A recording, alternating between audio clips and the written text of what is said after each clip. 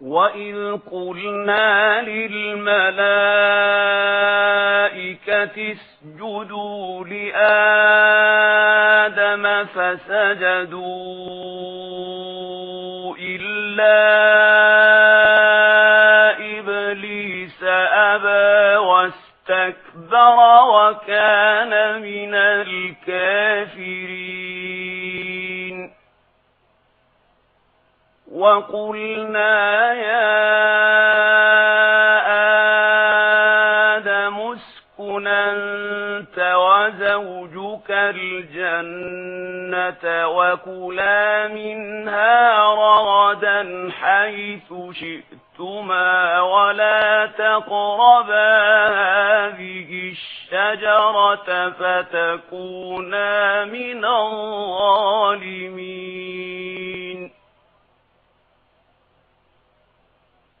فَأَزَلَّهُمَا الشَّيْطَانُ عَنْهَا فَأَخْرَجَهُمَا مِمَّا كَانَا فِيهِ وَقُلْنَا اهْبِطُوا بَعْضُكُمْ لِبَعْضٍ عَدُوٌّ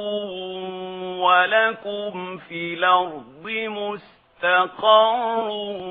وَمَتَاعٌ إِلَىٰ حِينٍ فَتَلَقَّى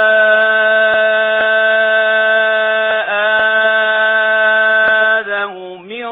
رَبِّهِ كَلِمَاتٍ فَتَابَ عَلَيْهِ إِنَّهُ هُوَ التَّوَّابُ الرَّحِيمُ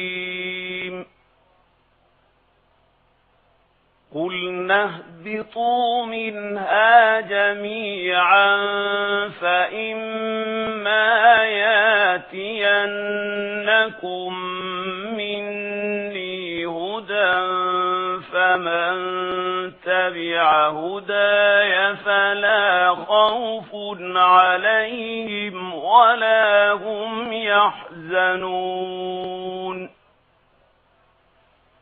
وَالَّذِينَ كَفَرُوا وَكَذَّبُوا بِآيَاتِنَا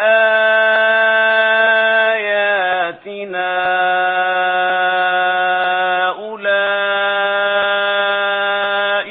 أَصْحَابُ النَّارِ هُمْ فِيهَا خَالِدُونَ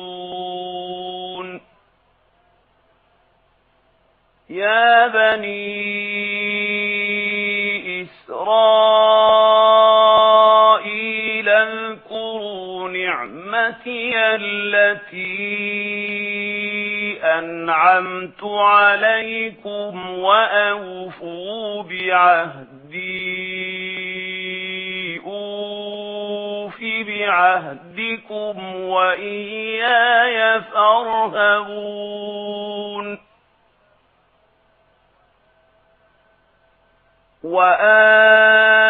وآمنوا بما أنزلت مصدقا لما معكم ولا تكونوا أول كافر به ولا تشتروا بآياتي ثمنا قليلا